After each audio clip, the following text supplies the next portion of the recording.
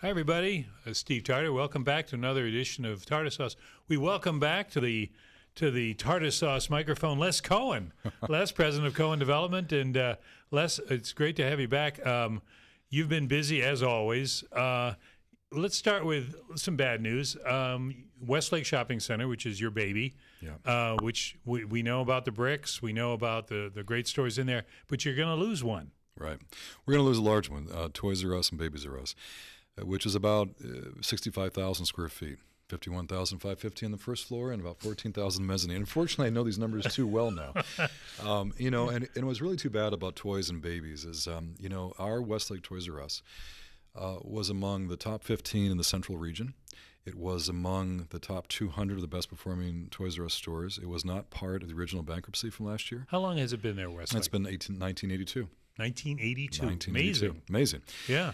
And unfortunately, these decisions about Toys R Us have less to do with the market and more to do with the way that this was used as an investment vehicle by the three entities who took it private a few years back, Vornado and KKR and Bain Capital. And to the best of my knowledge. So this is like a financial It's a financial group. deal. They did as an investment. There was a publicly traded corporation. They took it private. Senior execs with whom I've worked for many years at Toys R Us tell me that it wasn't really the Amazon effect as much as the over-leveraging of Toys R Us without the reinvestment in improving the experience. They've told me, and I don't operate toys, I don't operate those investment groups, and so I'm sure there's much more to the story. But I'm told that the pressure of Amazon forced toys to decrease their margins from 36% to 34% to match Amazon, but that beyond that, they were growing their online business. And among the growth of the online business, our Westlake Toys R Us was apparently the top 10, in the top 10 in the country. How did that work? Did you go to the store to get it, or did they ship it to you? So that, the combination, people would order online and they could pick up at the store. They could also do returns. Part of the ugly dark side that's not spoken about often in retail today in terms of online retailing is the whole issue about returns. And stores are typically used as a repository for returns for national brands who have what is called Omni-Channel presence of online as well as physical, the old-fashioned bricks and mortar. Omni-Channel. Omni-Channel. That's Who came up with that one? I don't know, but the first time I heard it, I liked it, and I've been using it ever since. I'm going to watch it tonight on TV, Omni-Channel. Well, and I heard that, we had Duluth Trading Company came through town a couple of years ago, and I had a site visit with them. We were hopeful they were going to locate for us in downtown Peoria, and then they unfortunately passed in the market to pursue some other markets. But they had a terrific, very creative team. They're tremendous at direct mail marketing, online marketing, seen their commercials too. Yeah, physical store marketing, and every year Duluth Trading Company, because the CEO Steve Schmidt has a soft spot in his heart for these smaller markets and these historic buildings. Do they really start in Duluth? They really did start in Duluth. Now, okay. He bought it. Steve Schmidt bought the company from a couple of brothers who'd had it for nearly 100 years in Duluth, Minnesota. And he moved it to just outside of Madison, Wisconsin, where he grew it into this behemoth it's become, and they're doing quite well. But they place a tremendous amount of emphasis on how they push their brand forward. Through a combination of online marketing, their direct mail marketing and paper, right, and their physical stores. And Steve Schmidt has a soft spot in his heart for historic renovations. He was looking at the Cohen building as a potential. That'd have been nice. It would have been great. He does one every year in a town, and they moved on to Nashville, North Carolina, and I think they had another place in the East Coast they want to do first, and maybe they'll work in Nashville. Maybe they'll eventually work their way back here. But regardless, they had a very creative team who they brought with them on the jet to come down and look at Peoria. And it was from that team I first learned about this concept of omni-channel marketing, which Duluth does so incredibly well, where each component, each peg reinforces the other. The physical store reinforces the online reinforces the print reinforces the visits to the online and the physical store and back again. And it seems to be, as as those of us in the retail real estate industry are continuing to watch and observe and watch the attrition of stores and yet still watch growth in certain segments of the market, we're finding that the omni-channel concept has proven to be more and more accurate and realistic over time. Does that lead you to, and I know you've said in the past when you were here before, Les, that it took you 7 years to land Fresh Market? 7 years from the first phone call to the day we actually So doors. do you That's right. anticipate the same problems in filling that space at Toys R Us? I sure hope not. You know, I don't have much left to me by then if that's the case. But the omni-channel concept, at least, informs the leasing strategy. What we don't want to do is set ourselves up for what's called reletting or releasing the space to a retailer or retailers, it may be plural, who will be susceptible to the adventures of the internet in the future. So we're looking for what I call internet-resistant concepts. Internet-resistant, that's good. Internet-resistant concepts. Or as I also say, which is on our pylon right now, is one of our slides, for experiences, come to Westlake for experiences not available online. Oh, very good. You know, obviously... Now, when did you put that up? A couple years ago. Okay. All right. Didn't help me with toys, though, did it? Anyway. Well, that'd be under your control. Come on. You know, they always say pioneers, those guys with arrows in their backs. Well, you were running down Omni-Channel, excuse me. Omnivision, though, is not bad, too. I think that sounds like a religious channel. But anyway. That's all world religions. That's a theology class. You know, right. we talk about, in this place, you know, the trials and tribulations of print media. Okay, we've experienced that firsthand. Right. So you might think, oh, so all print is having problems. And then I realize how many catalogs my wife gets at home. Right. On Saturday, they set the catalogs down below the mailbox. Right. Because I guess they come at certain times. And there's like 12 of them, you know, and I guess once you order. So, and one of them may be Duluth, you know, so that's not dead. I mean, we don't have the big Sears catalog anymore, poor Sears, but you've got all these catalogs flying around. And it ties into internet, ties into this, ties into that, like you were saying. And, you know, it's interesting. I still like, and I do both. I love electronics and I love paper. And I find that both, at least in my life, tend to reinforce one another for research and knowledge and fact-finding and hopefully progress. But, you know, you and I come from a generation where, you know, paper feels familiar. It feels laid out well, easy to follow, easy to digest. What I have to do, at least in our business in terms of leasing for the future, is look at what the millennials are doing and what the generation after the millennials are doing and what their predilections are. Right. And, of course, they're walking around with smartphones. What's interesting is we're getting a lot of mixed signals. I was just speaking to an expert in the manufacturer's outlet business. You know, when I came back here 28 years ago, we originally developed factory stores at Tuscola, a couple other outlet centers, ended up selling those years ago. But manufacturers' outlet centers were all the rage in the early 1990s in this country. There's still a segment of outlet centers that are still doing quite well and performing well. And does it matter where they are? It does matter where they are, but it more importantly matters who they are. It matters who their co-tenancy is. And of interest. Well, I won't talk about the stores that are doing poorly because that doesn't help anyone in the end. There are some areas of stores that are doing poorly and dragging down what are called same-store comp sales at an outlet center. But what I learned early this week was fascinating to me is that some segments, Michael Kors, Coach, Lululemon Outlet, Nike still, and Under Armour and others like that, are so popular with millennials who are coming with their smartphones to find these bargains in the outlets, that the sales, he told me, are staggering. They're actually increasing at a tremendous clip. So there is an aging of some concepts that used to be mainstays of the industry and apparel. And I really thought the internet, of all things, was going to kill was apparel. Look, you know, I often say about these internet-resistant concepts, you know, you start first with restaurants are clearly internet-resistant. Right. Because if the day comes, Steve, that we have to eat online, I don't want to live in that world. You know, we'll let that one go. But you can order online. But I can order online, right. But, you know, it's... you know, there's the issue of the restaurants, there's the issue of the grocery stores, there's the issue of the, you know, the health club. If the day comes you can work out online, I might be interested in that. But I would be interested in that. That might be a good autonomous working out, autonomous exercise. See, you bring up so many different things. But let me interrupt you for one second. Please. When you talk about the different things online, you know, the one thing, and you know, inevitably we'll write a story about it. Getting your groceries delivered. Right.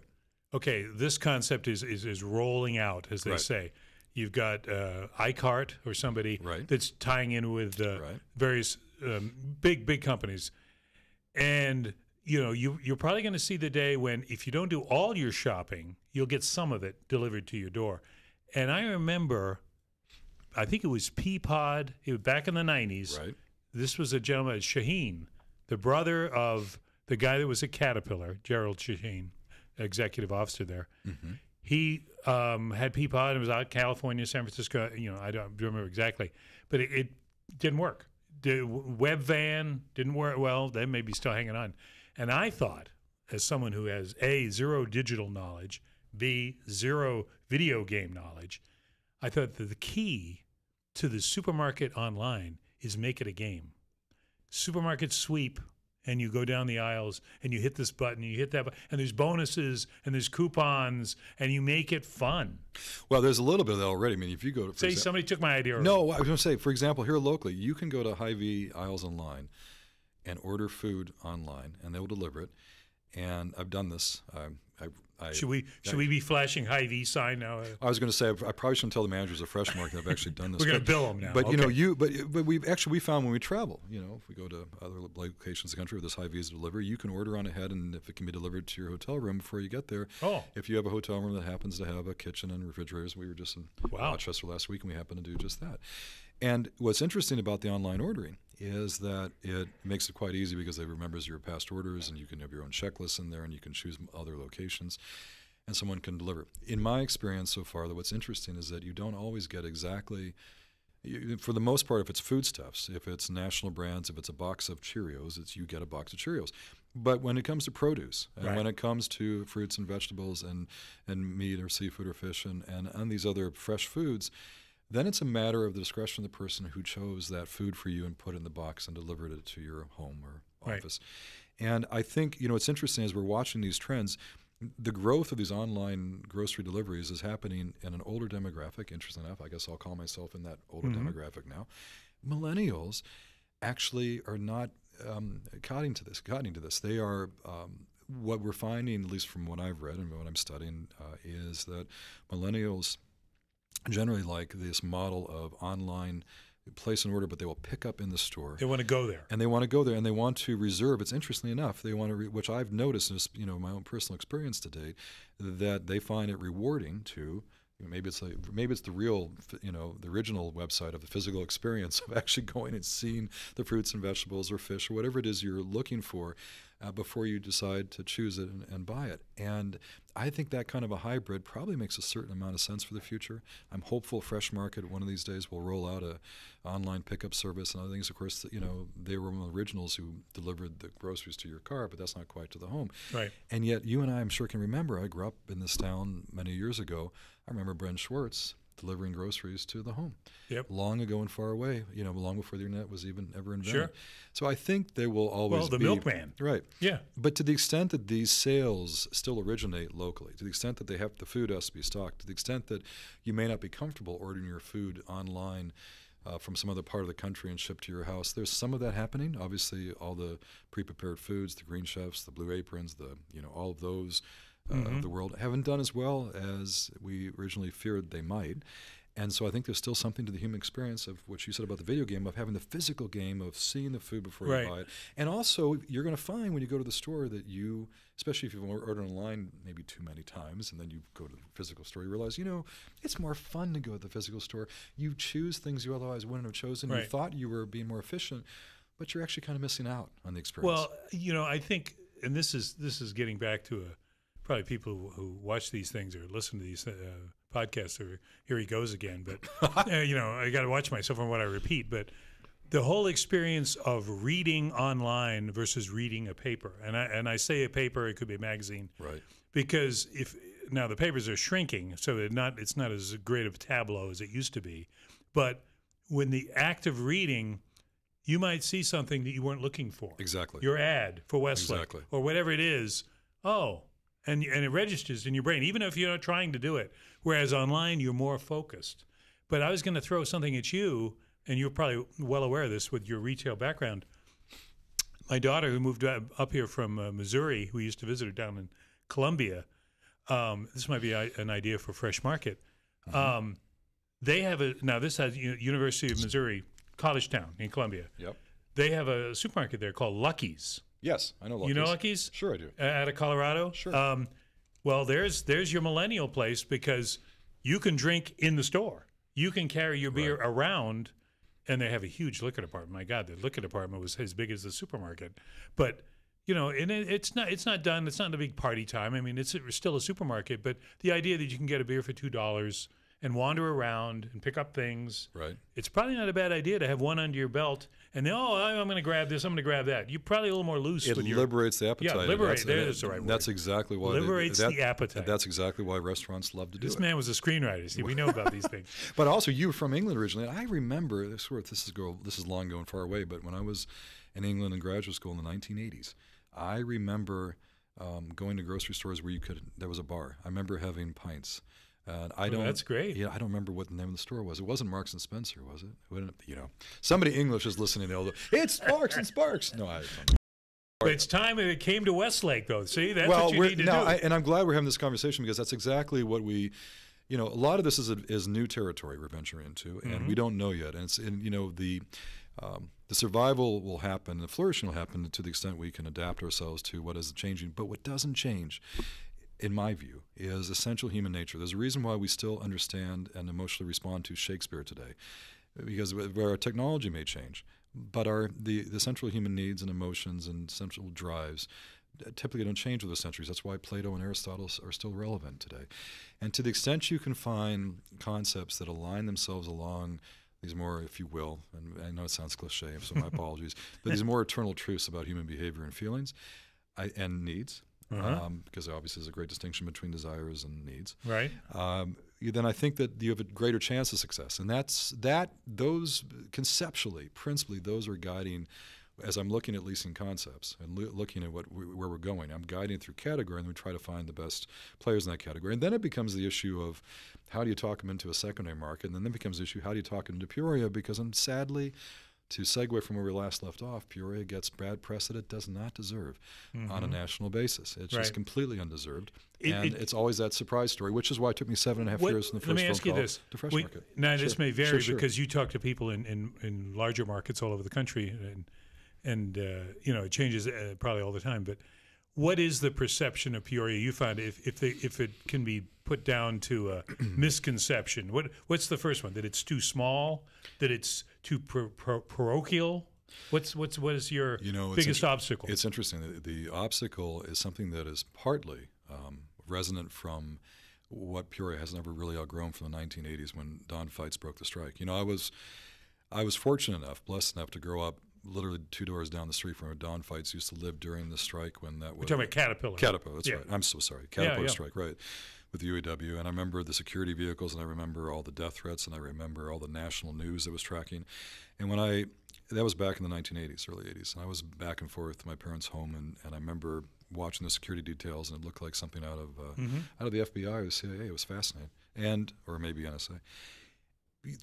Flash forward years later, I'm back in Peoria here for the 2-year plan 28 years ago, and it was 1991, and I remember making my first phone calls. And one of the stores I found in Los Angeles that I wanted to have back here that wasn't anywhere in this part of the Midwest was Circuit City. So I tracked down the broker for Circuit City, turned out to be a terrific guy named Scott Cadino, and he was in Las Vegas. And we started sharing stories about the circuit cities I used to visit back in L.A. Now, this is 1991, right? So the reason, long story short, Circuit City ended up at Westlake eventually because of those efforts, but it took me a couple of years to talk Circuit City into it at the time. Why? Well, from that point forward, it's the same perception of what they remember from Peoria is somehow there is this layer of thinking of Peoria as still as a blue-collar, post-industrial town that was strife-ridden through union troubles and labor issues and working class since the 1980s, all tracking back to all that national news exposure over a period of time that happened when Don Fights was fighting the unions. What about now? And so it's interesting. Today, there is still that gossamer thread of that sense that Peoria is post-industrial, that the growth has happened elsewhere, and that, when you tell people, when you explain by the facts that Peoria is really a regional medical hub, that far and away, if you consolidate all the numbers between the 5 hospitals and the JUMP simulation and the university, which is an incredible place, doing incredible work, extraordinary by any definition of that word, the University of Illinois School of Medicine, all the clinics, the nursing schools, put it all together, it's the largest employer by far. No one believes that. So they look online, look on the screen, and say, no, it's Caterpillar. And when they see Caterpillar, which is not the largest employer, if you put it by a group, right? Then they see 2 things. Well, Caterpillar moved its world headquarters up to Chicago. There must be a reason why they left Peoria. And Caterpillar conjures up heavy, machinery. Heavy all those labor issues and all those other things that they thought of. The same kind of conversations I had in 1991 with Scott Godino at Chalk Circuit City in Peoria, I'm finding myself having in 2018 about Peoria. Well, there's no new growth, where is the growth? And, isn't it a very industrial town? We're not sure our customer is there. I mean, it's the same thing I had back in prior to 2010 with Fresh Market, the same issues. So for whatever reasons, this jewel of Illinois, this best-kept secret Illinois, in my opinion, the oldest city in Illinois, Chicago came 3 years later, everybody is always surprised by that, the tremendous natural beauty. When I look at, thank God for Bill and Hazel Rutherford and what they left behind. And it's an extraordinary place. When you try explaining how many acres of parkland we have, what these parks are like, how extraordinary everything from Wilder Prairie Park to the Jump Simulation Center to all these other places are, what you can actually, the kind of home you can buy compared to what, if I go back to LA right now, oh my gosh. And when you explain all that, you realize that you are walking into an area where they're a bit dumbfounded. They're not sure they entirely believe you. And that's where I often say that Peoria doesn't do service to itself and marketing itself. It's almost, just listening to you there, I'm agreeing with you, and I'm thinking your perception, though, is based on you being here, you having seen it, you knowing that. Obviously, you're able to describe it well. It almost seems like somebody needs to come out here and see for themselves. You need to come out and have a weekend in Peoria to find out. And not that you're going to find out everything in one weekend, but at least experience a little more about, what we are, what this place is, and warts and all. Because it's not perfect. No, it's absolutely no places, but there's trade-offs everywhere. And there's, I remember the realtors used to say that when they bring in visitors from out of town, they didn't want to drive them, from the airport and the main roads in because you're going past these bad neighborhoods. Every town has its bad neighborhoods. Every city does. You have a lot of people here who've lived other parts of the country, but if you haven't grown up here, yes. It's a much harder sell because the experiences you have as a child always inform the rest of your life, and they are these ghosts, as we call, as the old screener would call them, the ghosts that you carry with you, and so there is the part of that. But what I was always fascinated by, my older sister Cheryl Cohen is been a tremendous with art. She used to be chairman of the Art Guild, and she built up the riverfront shows and did a tremendous job with that. And she and Michael, my brother Michael Bork, would tour the country. For a period of time there when she was very involved in the Art Guild and visit these shows and bring back these wonderful artists. And among them, they found Larry Canfor. What always fascinated me about Larry Canfor and his wonderful photographs of the Midwest, he's from the East Coast. He's now in Champaign. He takes these tremendous photos of the Midwest.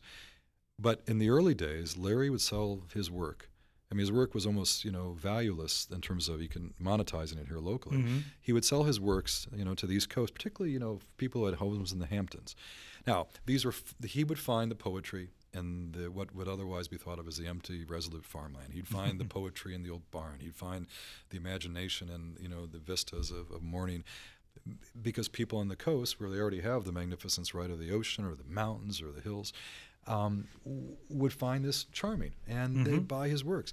Isn't that interesting? So his works would sell best to the more sophisticated, if you can, East Coast art rather collectors, than the folks right here, rather than folks who can't appreciate the poetry and what is purely around them. And I remember when I came back, I was suggested that we get involved and we hire a great marketing firm, and that we can't keep doing what we've been doing. It's the old psychological chestnut. If you keep doing what you've been doing, you'll keep getting what you've been getting. Instead of just talking about all the noise of the numbers of Peoria and the manufacturing base and all the data, instead, let's find the positives. Let's celebrate the beauty, and let's show people emotionally what this looks like, as Larry Canfor did, and providing again, with his photography, part of the poetry of this region and this area and the uniqueness of it. By selling that, you begin to sell something of the experience.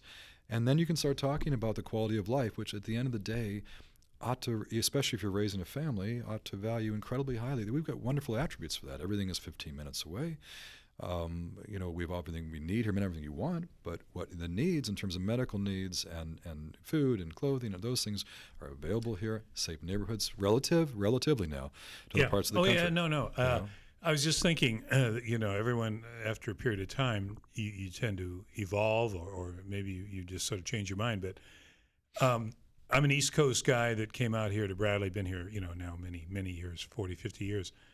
But I used to look at, and I notice this when my family sometimes comes out, the idea of going out in the country outside of Peoria, flat.